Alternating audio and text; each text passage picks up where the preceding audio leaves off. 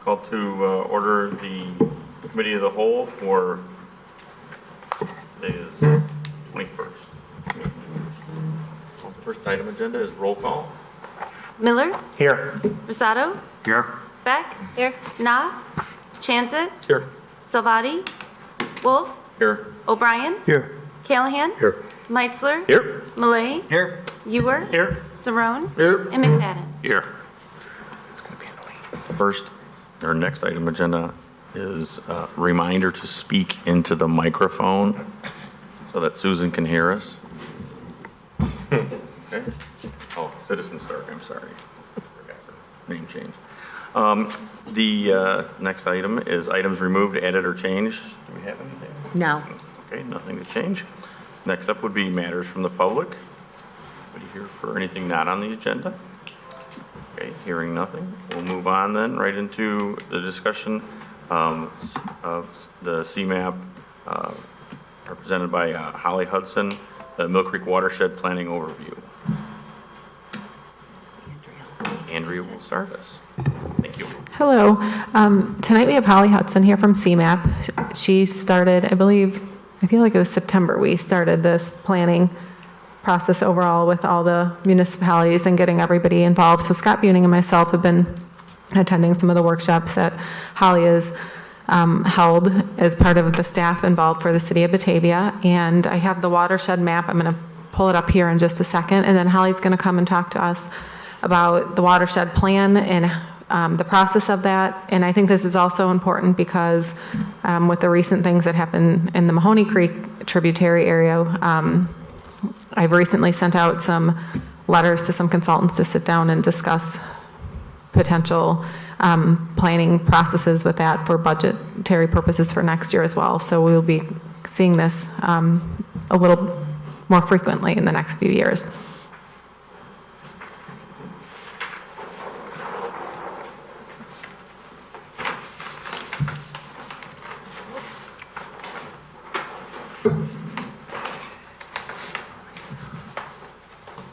So we had a, speaking to the microphone.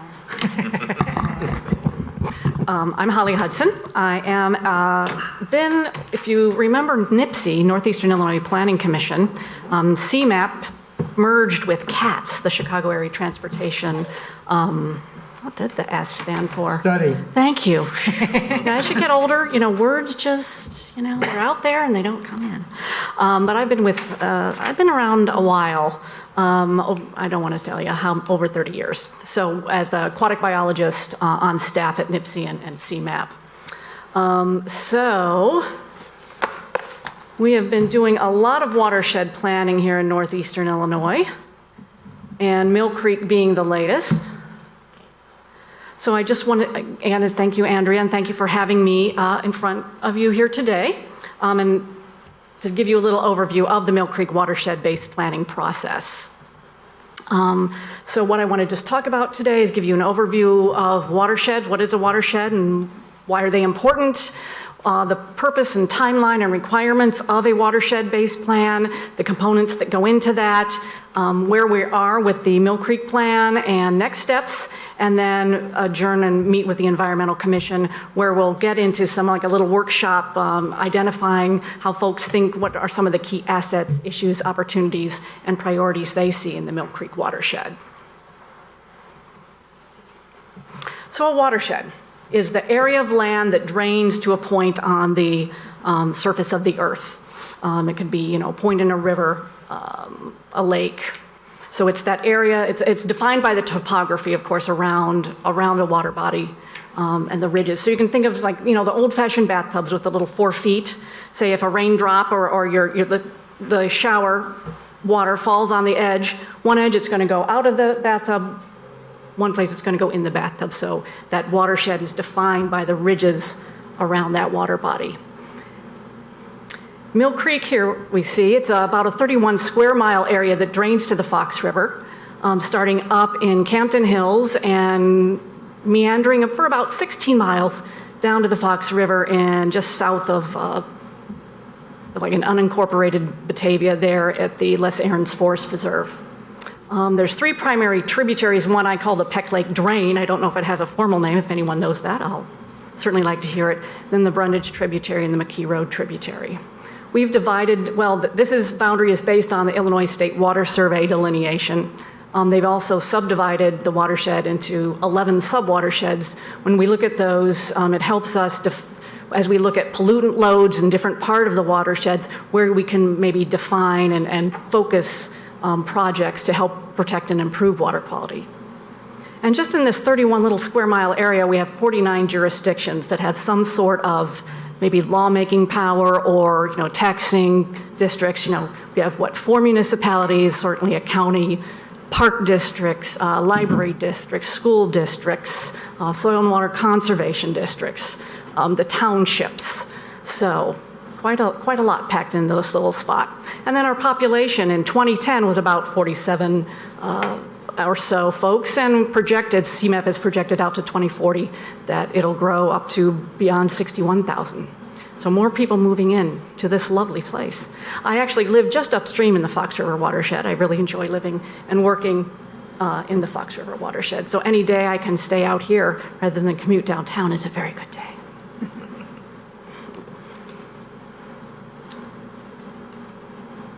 So why do we do watershed-based planning? Well, it kind of all starts with the Clean Water Act. You've probably maybe heard of, we want our waters to be fishable, swimmable, drinkable. So it's all about the health. It's aquatic life, health for aquatic life, health for us, health for folks who swim, water ski, drink water. There's various sections of the Clean Water Act. Section 305B and 303D are those that, well, every state is required to assess their waters within their state for various impairments or things that degrade water quality, and then look for ways to, opportunities to improve, protect and improve water quality. Some of that comes through Section 319 of the Clean Water Act, which is the non-point source management program. And that's through this program where some minimum elements are defined that a watershed-based plan must cover. I'll show you a list a little bit later, but what the bottom line is, if you have a watershed-based plan, you identify projects, they can be on-the-ground type projects, policy updates you'd maybe like to see, outreach and education programs. There's implementation money available through this federal grant program. So your projects must be identified in a plan in order to be eligible for this money. How does CMAP get involved? Well, again, we are the designated area-wide water quality management planning agency for these 7 counties of northeastern Illinois. And through our various programs, our comprehensive plan, the most recent being On to 2050, we also have looked at water supply through Water 2050. So watershed planning is one way we help plan for protecting and improving water quality in our region. And of course, we work with local folks, the counties, the municipalities. We want to support their plans and leverage their plans and integrate them together, to help build a more robust plan that, again, is hopefully useful to you in your communities. So why Mill Creek at this time? Well, certainly we'd love to paint the region with watershed plans. So everything you see colored here is either have a watershed plan or is undergoing development of a watershed plan or a revision of a watershed plan. Kind of look at these as kind of 10-year plans. So after about 10 years, you certainly want to sit back down and kind of revisit and update those areas where could use some revision. Mill Creek itself is an ecologically significant tributary to the Fox River. There was local interest and support. I've been talking with folks, in Kane County and some folks here in Batavia about doing, and Geneva, and getting Mill Creek, a watershed-based plan developed on this creek for several years. And it's a way to identify, like I said, those planning policy on the ground and various BMP opportunities in the plan, again, so you can help get grants, not only financial grants, but technical assistance grants as well. So we have lots of partners. Certainly Illinois EPA provided funding through, there's another section of the Clean Water Act, section 604, which is for planning grants. CMAP, of course, is kind of leading this work. We couldn't do it without our partners, Kane County. Again, all the data and information sharing, doing some field data collection, ultimately plan endorsement. The Fox River Ecosystem Partnership is providing help with public information and outreach services through their website and newsletter, and probably field trips down the road. The Fox River Study Group, of which Batavia is a member, giving us water quality modeling support, and the steering committee, of which Andrea and Scott are members here in Batavia.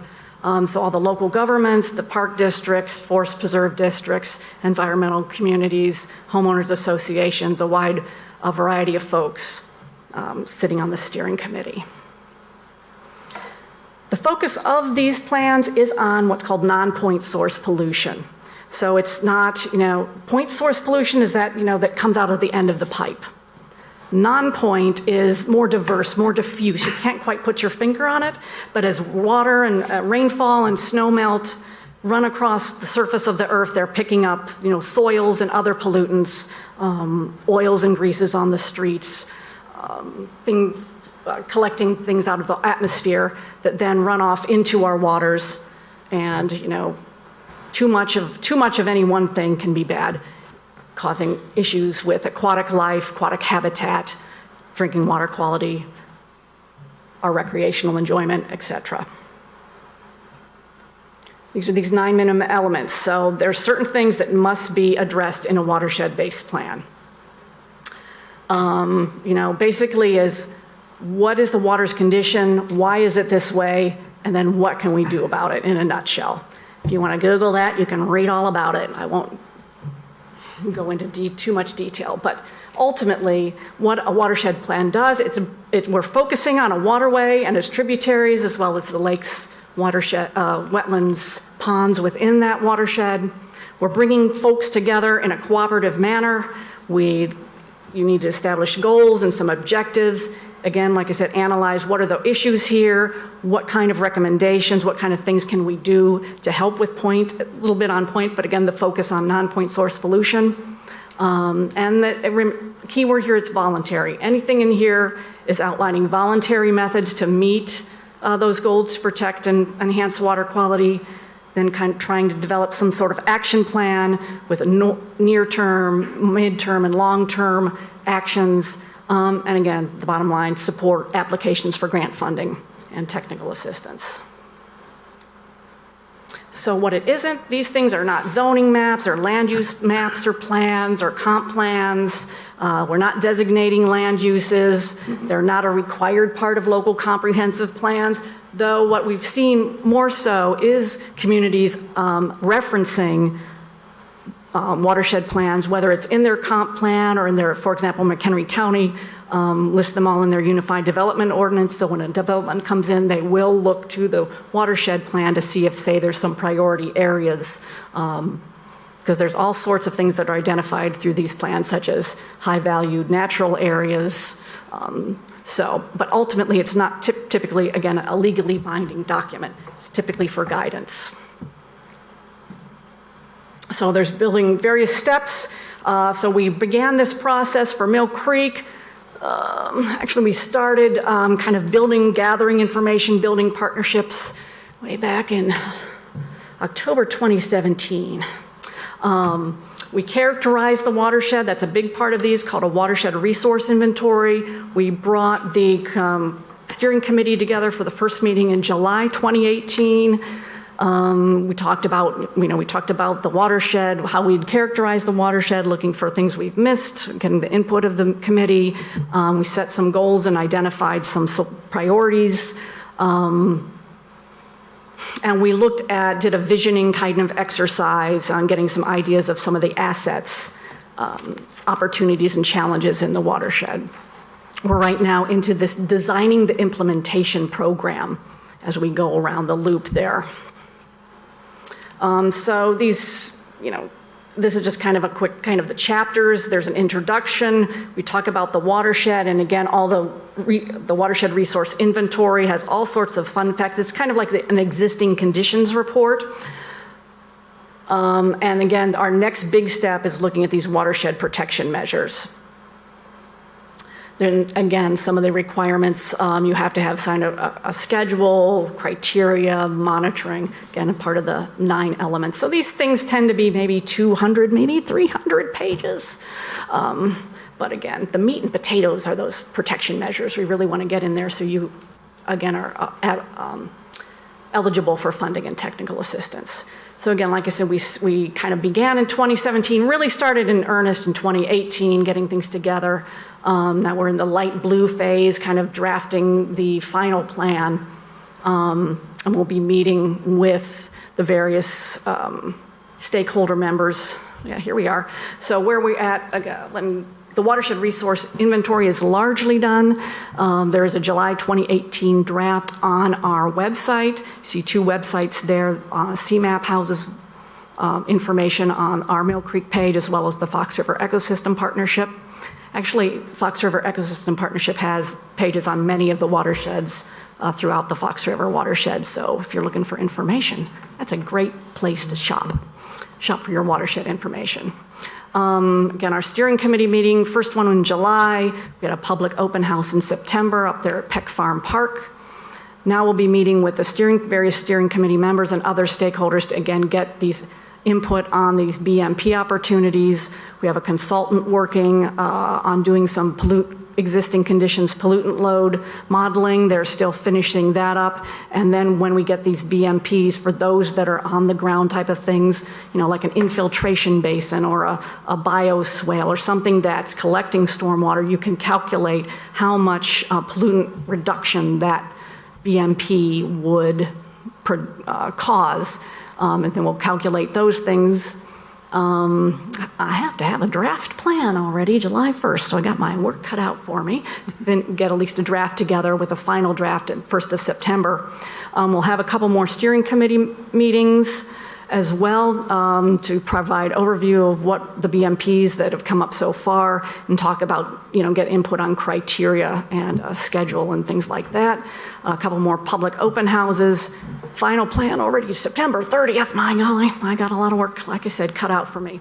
But post-plan meetings, CMAP remains available to help folks with funding and technical assistance opportunities. I help folks write grant applications to Illinois EPA for the Section 319 funds, and we would hope to come back to to the city of Batavia, to provide an overview of the plan, talk about these funding opportunities, what you can look for in the future, and hope to ask for a resolution of support of the plan in the future. After meeting here, again, what I would hope to do with the Environmental Commission folks is, again, kind of go through an exercise, a visioning exercise, looking at what they see as assets and strengths in the Mill Creek watershed, concerns, issues, challenges they see, again, opportunities for addressing those challenges, and what kind of priorities they have, folks have. It's part of the public input piece of these projects, these plans.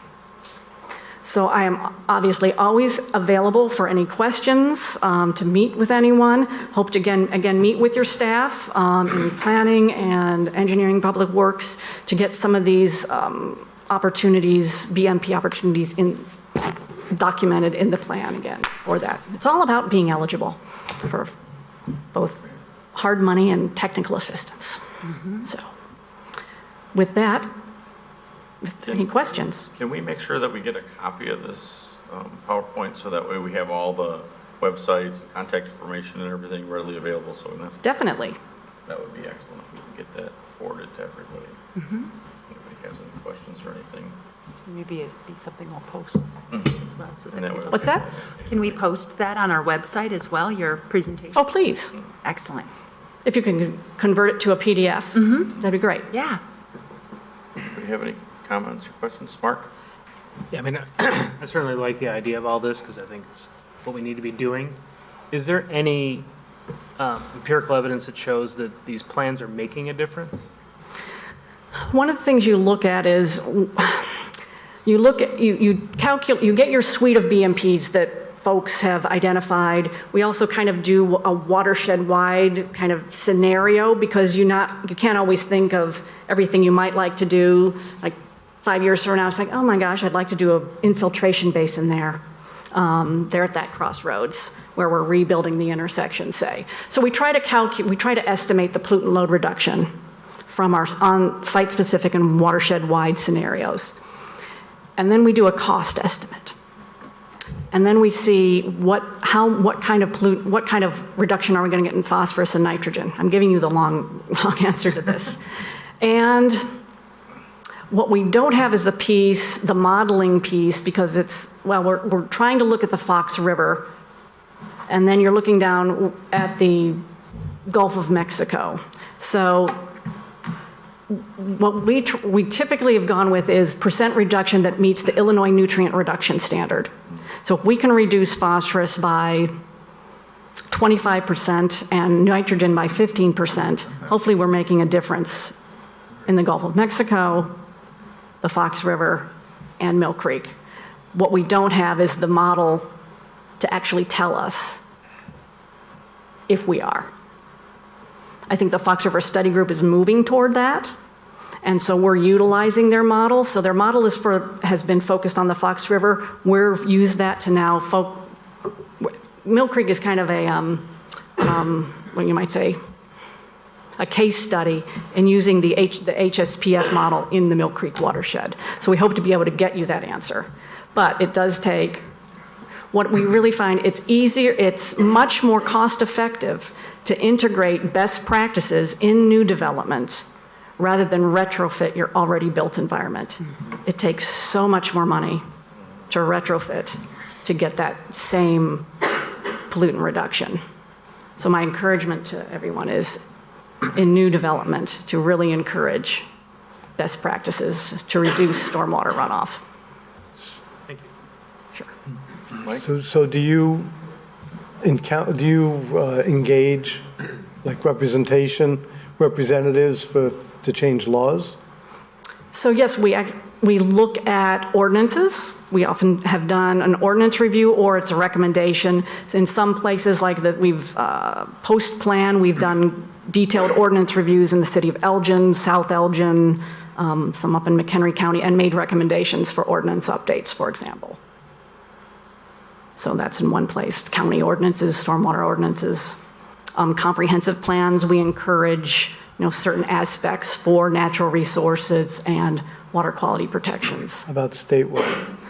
At the state level, we have not we may have mentioned it at points in the watershed, but haven't actively pursued that.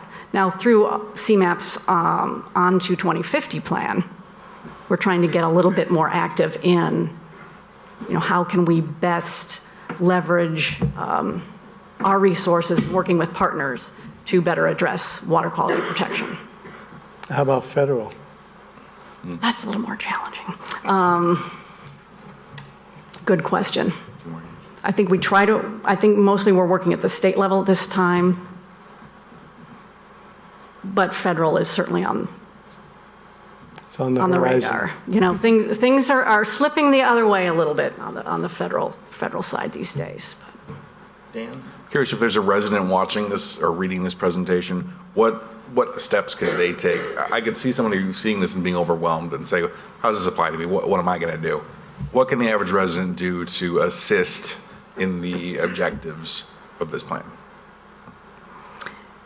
Every one of us is in a watershed. Everything we do impacts water quality.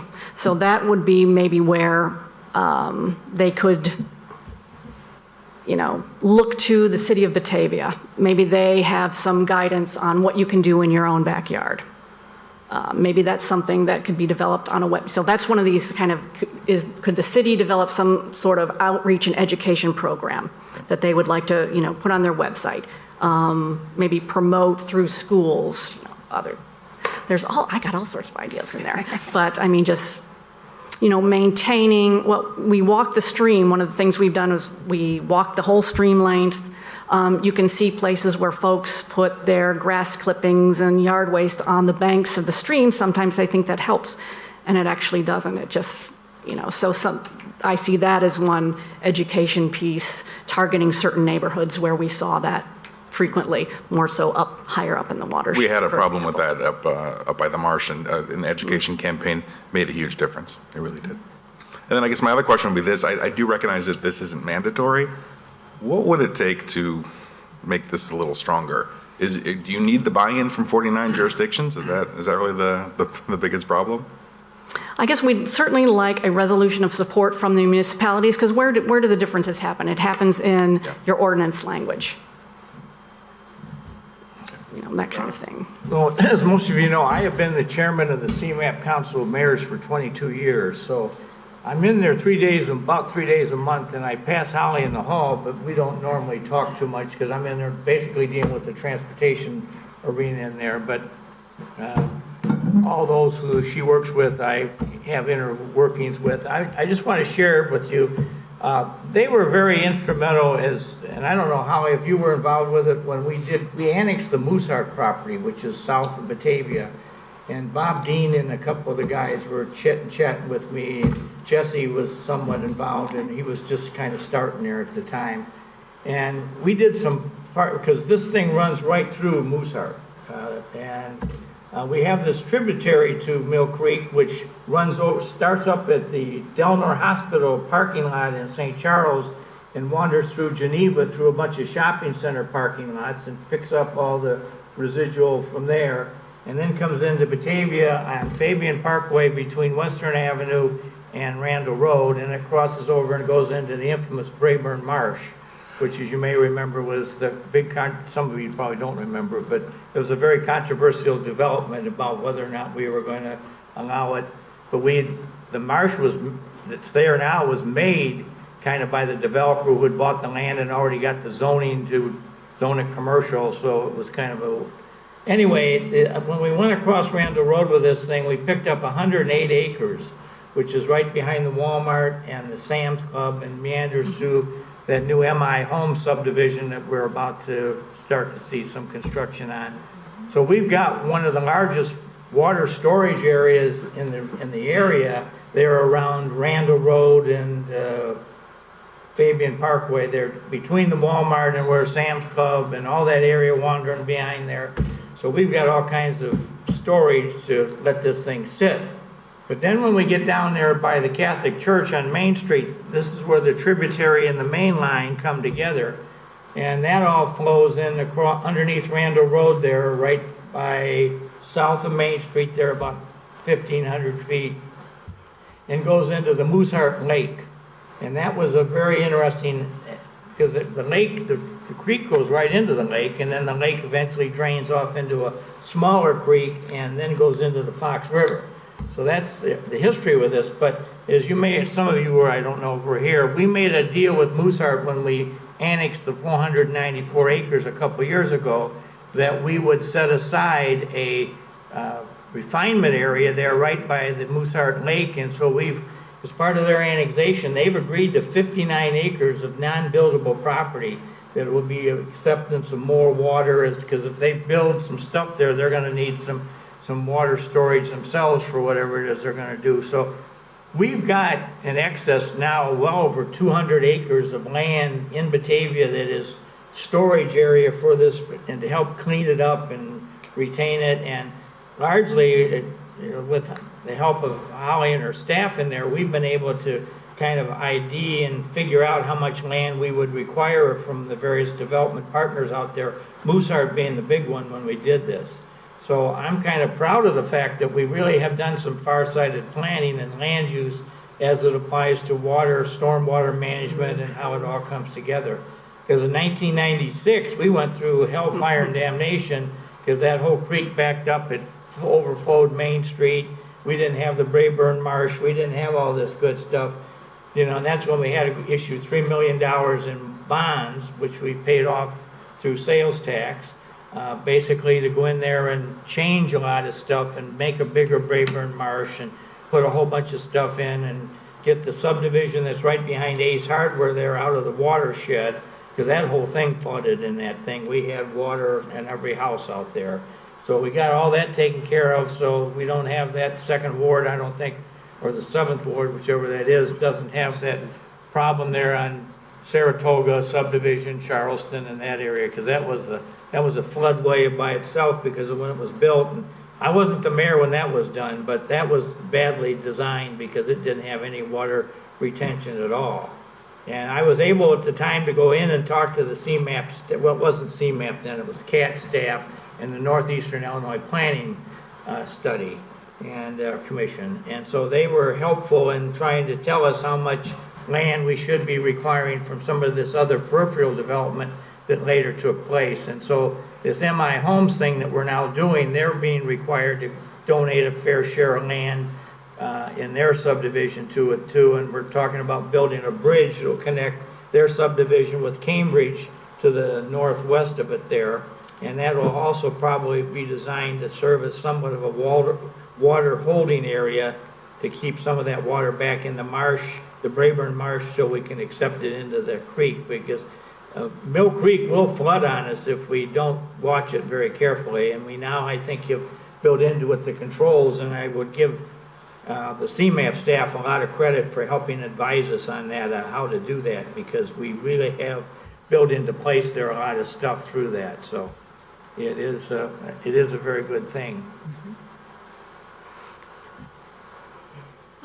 I had two questions. The first one was why or how did Mill Creek get its impaired rating from the IEPA? So it's impaired for fecal coliform. So that's usually the impairments have to do with like nutrients, aquatic habitat, or fecal coliform or bacteria.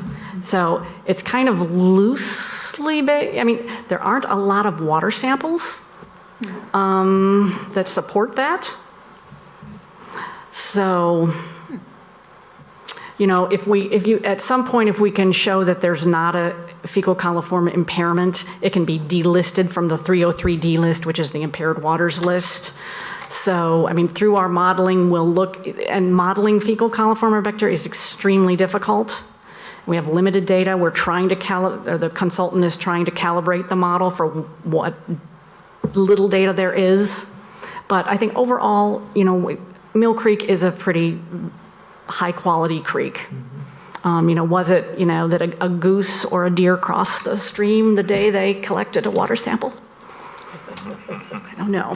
So it's kind of, unfortunately, that impairment is kind of not much data behind it, but there it sits. And so we'll see what we can do. You know, probably one of the recommendations will be to do more robust sampling in Mill Creek and then try to delist it, you know, get that impairment for fecal coliform off the list. My second question is also just kind of a general newbie question. When new developments go in, we have our stormwater ordinances, and then how are they regulated, checked as land changes, as water changes, as conditions changed? Who is responsible for making sure that land is kept in a condition that is managing stormwater properly? Andrea. Andrea does. Ironically, you push the mute button for a while and the microphone turns on. Okay, there we go. So myself and Chris Bong have been reviewing the stormwater permits that come in for the city, as long as they are within our jurisdiction. Anything that is tributary and backs up to a federally jurisdictional waterway, such as Brayburn Marsh and areas of Mahoney Creek that are mapped, those get checked by the Army Corps and those get a permit. So in all of Tanglewood, they have permits through the Army Corps, so they are being reviewed directly by those agencies and have to meet the standards of the permit, which are all regional permits. And even when we did this last 5-year, we're on our second set of like a 5-year management plan on Brayburn Marsh. After we did all the dredging, we had to make sure that we were hitting the FQI, which is the Floristic Quality Index, and making sure that it kept on increasing. and making sure that the plants and the habitat were to the standard of a wetland. And there are different wetlands in the area. I was talking with Holly before, behind where Crash Champions and Pal Joey's is. There's a section of Mill Creek there that's a high-quality wetland, so that has a higher rating. And when you go in to do any development, wetland specialists will look at the ratings of the area, and we have to match it or improve it. So there's different low-quality and high-quality areas. So with a bunch of different specialists, and sometimes it's different agencies, we look at that and make sure. And until we hit those, there's 7 guidelines in the Army Corps permit, so we have to hit all of them and keep them increasing for those 3 to 5 years typically. Then the Army Corps does sign off on that. Mike? So Andrea, the developer, the contractor who's ever doing the development, they have to hire the engineer to do the SWIP documents?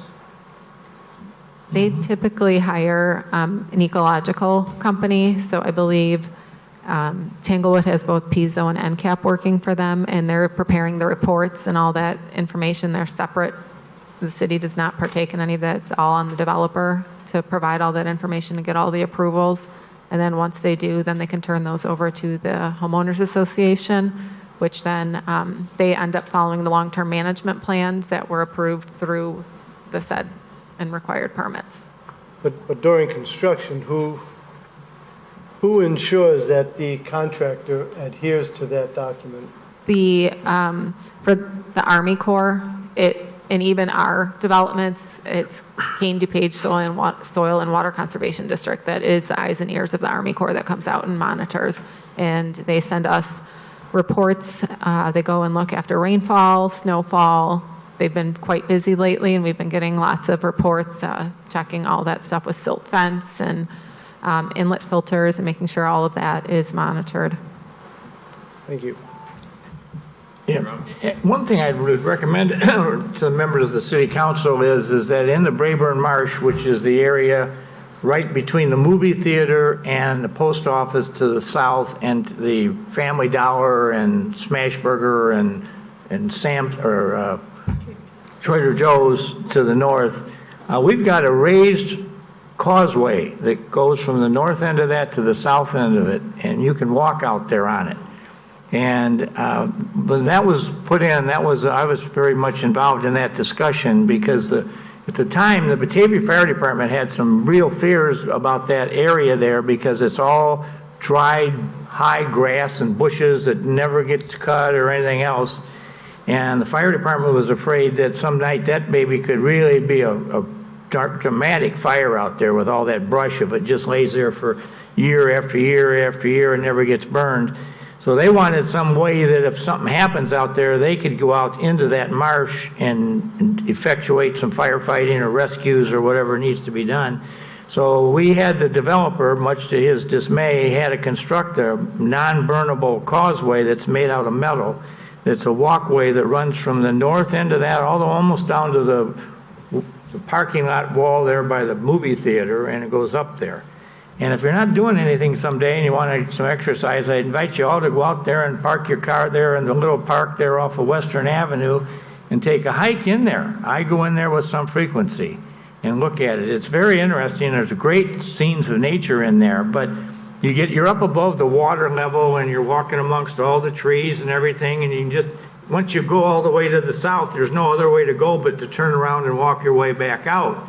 But I find it a very unique piece of Batavia that's out there. And, I've gone out there and there have been nature lovers sitting, bird watchers and whatever, sitting out there on that raised walkway. And it must be, I don't know how long that is. It's 400 or 500 feet long at least. It's that raised walkway that's out there. So it really is kind of an unknown treasure of Batavia. But if the council really wants to understand the Brayburn Marsh and how well it works, I think that's a good place to spend a half hour someday and just go out there and take a look at it.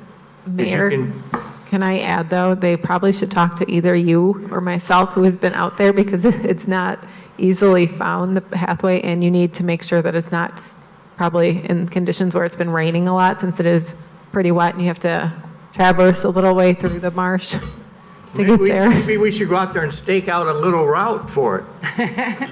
Sounds like a FREP field trip, Fox River Ecosystem Partnership. That actually sounds like an interesting project. It's very interesting, unlike any other environment that we kind of got here, and it's a good way of showing it, but as I say, it was put in because the fire department at the time had serious concerns about all that brush specifically at the south end of that marsh.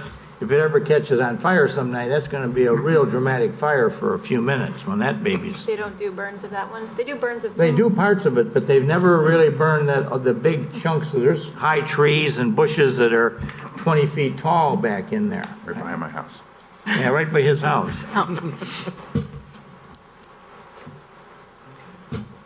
The one question that I had was, for them to try to determine water quality, do they ever use any studies like, I know that Aurora takes water out of the Fox River and Elgin does as well.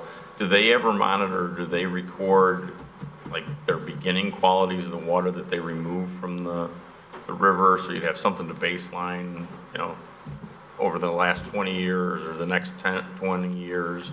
The Fox River Study Group has a series of folks up and down the Fox River that the various wastewater agencies, including, again, Batavia's part of the Fox River. Byron is part of that and attends those monthly meetings, so he is one that's very knowledgeable on those. I've sat in a few of those meetings, so they have, the Illinois State Water Survey does studies. State Water Survey has done quite a bit of sampling, and again, just regular volunteers have been doing sampling. Oddly enough, Mill Creek hasn't been one of the streams where they've been sampling. Like Fersen Creek is sampled at the mouth, Tyler Creek, as we go up and down, but Mill isn't. So that's probably a recommendation that'll be in this plan to start regular sampling at Because that in would be Mill one Creek. of the things that I would think that, over time you'd be able to at least use that to determine the things that we're going to do to it or doing to it. Exactly. Making it better and how much better has it got. 'Cause I think Right. that's. We have a lack of data right now. Right. U.S. Geological Survey sampled. There is a gauge, a water level gauge.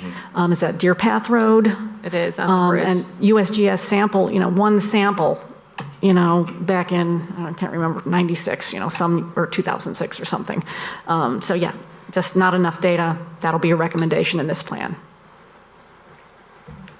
I did actually ask the DNR to do fish sampling, so they did do fish sampling at several locations in Mill Creek in fall 2017. So we do have a little bit more on the fish community, and there's some neat stuff in here. I've fished that since 71. So yeah, there's neat stuff out there. Is it healthy? From a fish standpoint, the dam at obviously Mooseheart is a very, you're not getting fish from the river to move up. You got a lot of quillback in the, below the dam. Once you get up, you do find, I can't remember exactly, various minnow species, not necessarily your sport fishing species upstream, but still it's you find there's different mussel species. There are mussels in the creek, which is a sign of good water quality. Mussels aren't going to live around where they, don't have good water quality. So we want to keep it that way. Thank you. Right. Thank you very much.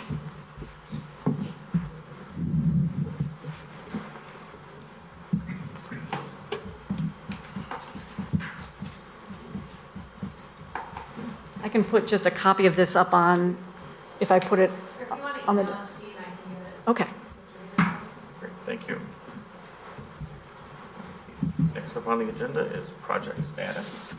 Yes, I've got a few of those. Just wanted to share with everybody that the West Side brush collection is underway.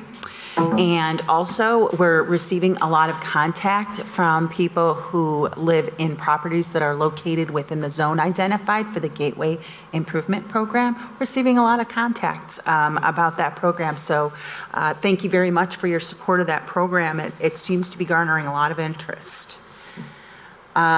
We have the temporary certificate of occupancy has been issued for the first floor of the treatment plant on Flynn Street. We're just awaiting the final inspection of the elevator to allow occupancy of the second floor as well.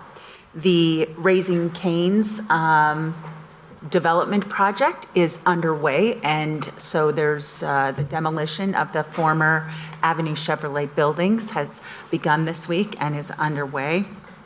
And I had occasion, as I went to go pick up my lunch at Panera today, someone just happened to be opening the door of Riverside Pizza. So I asked if I could peek my head in there to see how things were coming. And it looks like all they need to do is pull the chairs up to the table at this point. I mean, it looks very close to ready to go. So I'm really excited about this new restaurant in our downtown that's really not like anything else that we have. Is it pizza? Yeah, it's pizza, but it's in a completely different environment for us. And it's exciting to see a new type of restaurant come to the downtown. And it looks like it has a lot of capacity to it as well. So that was really exciting. Also, the construction continues on the Funway project, and I happened to notice on social media today that they're going to be having a grand reopening celebration this coming weekend. So it's a good opportunity to see all of the incredible work that Bob Hansen and his family have done to that facility, that really incredible improvements and a state-of-the-art go-kart system that he has put in there, and it looks like a lot of fun. So we're very happy to have worked with him on that project. Yesterday, I was thanking everyone for their support of the Cop on Top, but I had occasion to speak with Chief Ewell today to find out that they actually collected a record amount of funds this year. So it was the most they had ever collected. $6,900 is not bad for a few hours sitting on top of a couple of Dunkin' Donuts. So thank you to our police officers for taking their time to do that, and thank you to the community who came out in force to support those efforts to raise money for the Special Olympics Summer Games, which are scheduled to take place on Friday, June 7th. Through Sunday, June 9th, and those take place at Normal West High School. And that is all I have, unless you have some questions. Yes, Mike? So I was hoping maybe you could look into something. BEI, when they did the new Walgreens, and they were looking for someone to come in and take over the old Walgreens, number of conversations with Austin about a new fence on Wilson Street, because we had done the streetscape, and his comment was basically they'll do the new fence and they'll do some cleaning up in the area when they get a new tenant in that space, so they know how to approach it. So I was just, maybe you can follow up with that for the council and for the city, because the city invested a large sum of money in the streetscape itself. And we still have that old fence. And I can tell you, I have had conversations with Austin Dempsey about that, and he is open to discussing, talking about how we can bring that to fruition. So I will continue those discussions. He kind of, assured us it would happen. Okay. I mean, if anyone I'd be happy to recalls. follow up. Good memory. Yeah. And You can't lean on to get it done. We'll just all go over there and lean on the fence once, and then they'll have to. Well, half the restaurant's not. Well, I don't want anybody to get hurt, so. And then also, he was also talking. Words. He was also talking just about their facility itself, where, if you look like they got the Home Depot buckets with a sign, he said, when they get the new person, they're going to start cleaning things up and orchestrating their colors towards the new place. Sounds So good. it's just, just trying to keep the city moving forward vibrantly. Thank you. Sure. I think he'll be agreeable to it, amenable to it, so. Yes. Anyone else? Anybody else have anything else? Okay, then we'll move on to item number 8, which is an executive session for the sale or lease of public property. We have a motion. So moved. Second. Motion by Meitzler, second by Ewer. All those in favor? Aye. Okay. Opposed?